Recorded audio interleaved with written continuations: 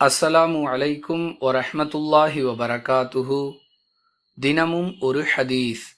நபிமார்களாகிய எங்களுக்கு எவரும் வாரிசாக மாட்டார்கள். நாங்கள் விட்டுச் செல்பவை அனைத்தும் தர்மமாகும். எங்கள் குடும்பத்தார் உணவு தேவைக்காக மட்டும் நாங்கள் விட்டுச் செல்லக்கூடிய சொத்து செல்வங்களிலிருந்து சிறிதளவை மட்டுமே பெற்றுக்கொள்வார்கள் என்று அல்லாஹுவின் தூதர் ஸல்லல்லாஹு அலைஹி வஸல்லம் அவர்கள் கூறினார்கள். அறிவிப்பவர் அபூ பக்ர் ரலியல்லாஹு அன்ஹு. நூல் புகாரி, ஹதீஸ் எண் 4036.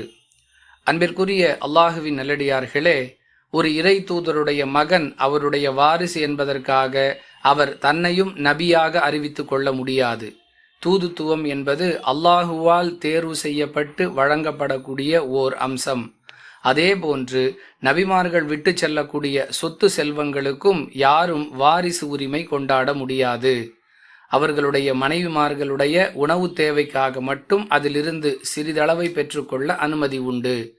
மற்றபடி நபிமார்கள் விட்டு செல்லக்கூடிய அனைத்து சொத்து செல்வங்களும் தர்ம பொருட்கள் என்பதை இந்த ஹதீஸ் மிக தெளிவாக விளக்குகிறது.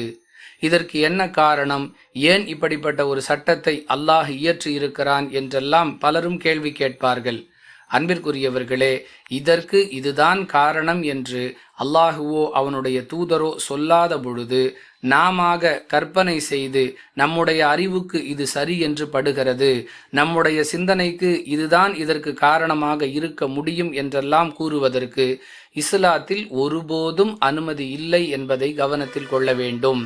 அல்லாஹ் எதை கூறினானோ, அல்லாஹுடைய தூதர் எதை கூறினார்களோ அதை ஏற்று கட்டுப்பட்டு செயல்படுத்த வேண்டியது நம்முடைய கடமை.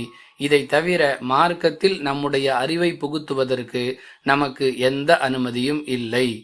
வாஹிரு தஅவானா அனில் ஹம்துலில்லாஹி ரப்பில் ஆலமீன். அஸ்ஸலாமு அலைக்கும் வரஹ்மத்துல்லாஹி வபரகாத்துஹு.